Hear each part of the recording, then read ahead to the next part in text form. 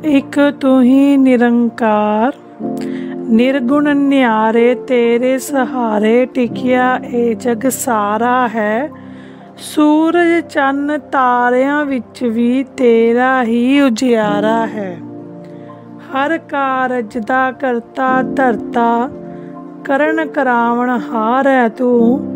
बंदा है मिट्टी दा पुतला, जीवन दा आधार है तू। कण कण विच तू आप विराजे, हरगिट तेरा डेरा है। तेरे बिन पत्ता नहीं हिलदा, सब ते तेरा शासन है। सब दी रचना करके सबनू पाल रिया है दाता तू। अपने विच समेटे सब कुछ, परले समय विधाता तू। तू सुख दाता तू दुख हरता, आनंद नाल है तू भरपूर। कह हर देव है गुरु दिखाया, सब दे अंदर तेरा नूर। साध संगत जी, आज शब्द नंबर दासी ने 4 पढ़ा है संपूर्ण हरदेव वाणी का, जिसमें सतगुरु बाबा जी ने लिखा है, निर्गुण न्यारे तेरे सहारे टिकिया ए जग सारा ए। साध संगत जी, निर्गुण का अर्थ क्या है? निर्गुण का अर्थ है जिसमें कोई गुण ना हो। तो कहने का भाव कि जो ये संसार है, जितना भी जग बनाया इस परमात्मा ने, ये किसके सहारे टिका है? इस निरंकार के सहारे टिका है। क्योंकि हम जो इंसान हैं, हम में काफ़ी दोष हैं, हम गुणों से भरपूर नहीं हैं, हम में काफ़ी ज़्यादा अवगुण हैं, जिसको ये संभाल रहा है। हमारी कितनी गलतियों को ये माफ़ कर रहा है, हमारे कितने गलत कामों को ये अनदेखा कर देता है। गलत काम का अर्थ ये है किसी का दिल दुखाना, किसी का नुकसान करना, किसी को अपने शब्दों से दुखी करना, किसी को अपने व्यवहार से दुखी करना। इसका अर्थ ये है। आगे लिखा गया है, सूरज चन्न तारियां विच भी तेरा ही उजियारा है। अर्थात कि सूरज, चंद्रमा, तारियां, ये तो साध संगत जी इस पृथ्वी के 3 तत्व हैं जो हम रोज़ देखते हैं। तो बाबा जी ने कहा है कि इनके बीच में भी तेरा ही उजियारा है। तेरा कौन? निरंकार, जिसका ब्रह्म ज्ञान हमारे निरंकारी मिशन में दिया जाता है। जो यहाँ पे तेरा वर्ड यूज़ हुआ है वो निरंकार के लिए हुआ है। साध संगत जी, हमारे निरंकारी मिशन में निरंकार किसी व्यक्ति को नहीं कहा गया, किसी व्यक्ति को नहीं कहा गया, किसी स्थान को नहीं कहा गया, किसी वस्तु को नहीं कहा गया। जो निरंकार है वो इन सब के अंदर समाया है। जो हमारा निरंकारी मिशन जो ज्ञान देता है, जो इंसान को निरंकार के साथ मिलाता है, वो किसी भी वस्तु के साथ या किसी भी इंसान के साथ या मूर्ति के साथ नहीं मिलाता, वो एक इस निरंकार के साथ मिलाता है। आगे लिखा गया, हर कारजदा करता धरता, करन कड़ावन हार है तू।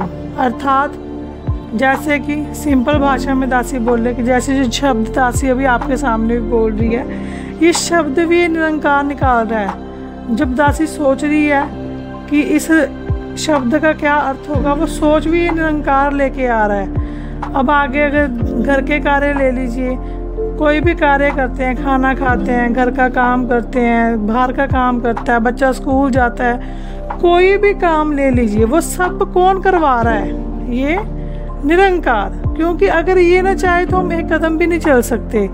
हम जो भी कर रहे हैं इसके सहारे से ही कर रहे हैं। आगे लिखा गया, बंदा है मिट्टी दा पुतला, जीवन दा आधार है तू। बंदा कौन? हम इंसान। बंदा हम इंसान, बच्चे से लेके बूढ़े तक सभी आ जाते हैं। क्या बोला गया? मिट्टी का पुतला। साध संगत जी, अगर आप सोचिए, हर एक इंसान की कोई उम्र होती है। कोई 10 साल का है, कोई 15 का है, कोई 20 का है, कोई 70 का है, कोई 100 का है। तो साध संगत जी उसके जब वो इस दुनिया में नहीं था तब भी वो तो दुनिया चल रही थी, अब वो इस दुनिया में आ गया तब भी दुनिया चल रही है। जब वो इस दुनिया से चला जाएगा अपनी उम्र पूरी करके तब भी ये दुनिया चलती रहेगी।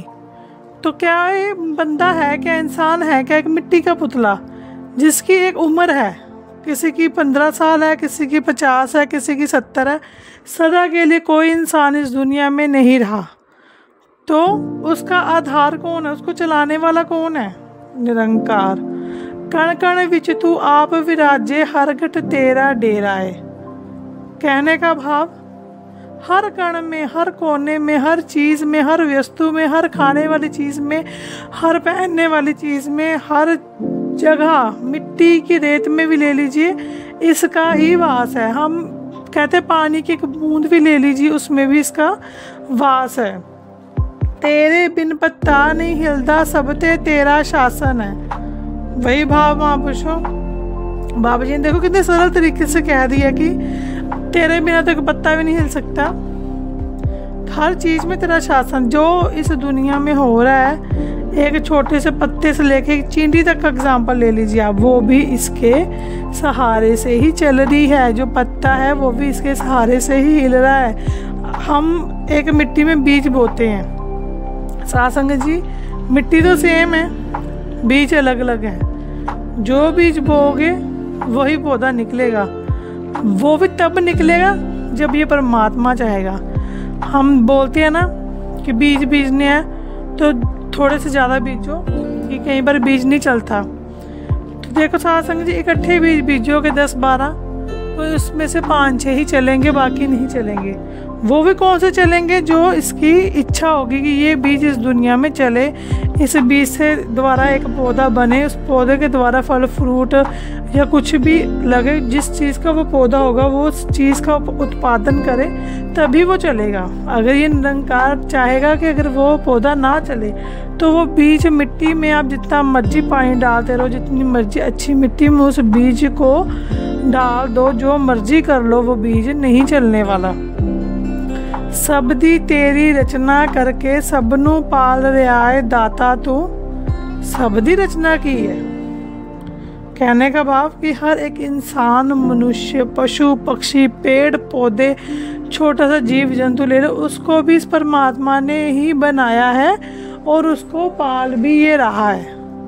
हम नहीं किसी को पाल रहे, हमारे में इतनी शक्ति नहीं है कि हम किसी को पाल सकते हैं। अगर इस परमात्मा ने इस दुनिया में किसी को भी भेजा है, चाहे वो मुझे भेजा है, चाहे आपको भेजा है, चाहे पशु पक्षी किसी का भी एग्जाम्पल ले लो, उसका भगवान ने रखा हुआ है कि इसको कितना देना है, कितना लेना है, कितना इसके लिए प्राप्त है, क्या इसके कर्म है, क्या इसका धर्म है, सब कुछ इसने लिखा हुआ। एक बच्चा इस दुनिया में आता है, अपने गुणों को लेके आता है, अपने धर्म को लेके आता है, अपने कार्य को लेके आता है, अपना अच्छा बुरा लेके आता है। अगर माँ बाप बोले कि मैं नहीं होता तो इसका कुछ नहीं हो सकता, नहीं, ऐसा कुछ नहीं है। अगर उसके कर्मों में सुख लिखा है माँ बाप का तो उसे मिलेगा, अगर नहीं लिखा तो नहीं मिलेगा। जो भी इस दुनिया में किसी मनुष्य के साथ होता है, किसी के भी साथ होता है, वो उसके कर्मों के द्वारा ही होता है। इसमें किसी का भी योगदान नहीं है, सिर्फ निरंकार का है। निरंकार ने हमें एक जरिया बनाया है कि हम किसी की सेवा कर पाएँ। अगर आज हमारे बच्चे हैं, हम उनकी सेवा कर पाएँ, अगर कल को उनके बच्चे होंगे तो ये उनका सौभाग्य होगा कि वो उनकी सेवा कर पाएँ। तो ये तो एक माता पिता का सौभाग्य होता है। अपने विच समेटे सब कुछ, परले समय विधाता तू।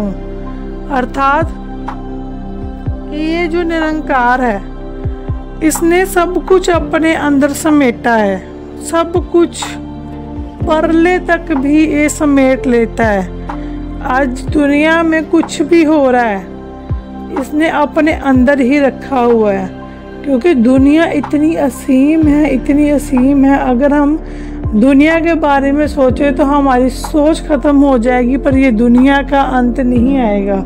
तो इतनी बड़ी दुनिया है, हम तो एक छोटे से मनुष्य हैं, हमारी सोच भी छोटी सी है।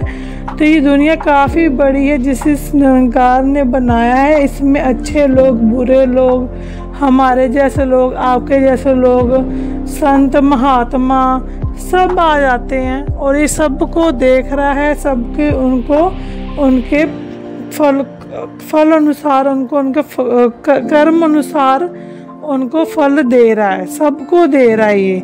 और जितना मर्जी बड़ा नुकसान हो ये अपने अंदर समेट लेता है और ये कोशिश करता है कि जो मैंने इस दुनिया को इतना सुंदर बनाया है इसे को नुकसान ना हो, ये ऐसी ही दुनिया चलती रहे, इंसान प्यार से एक दूसरे के साथ रहे, लड़ाई झगड़ा कम हो और दुनिया में सुख शांति बनी रहे। पर आज तो सब कुछ उल्टा ही हो रहा है।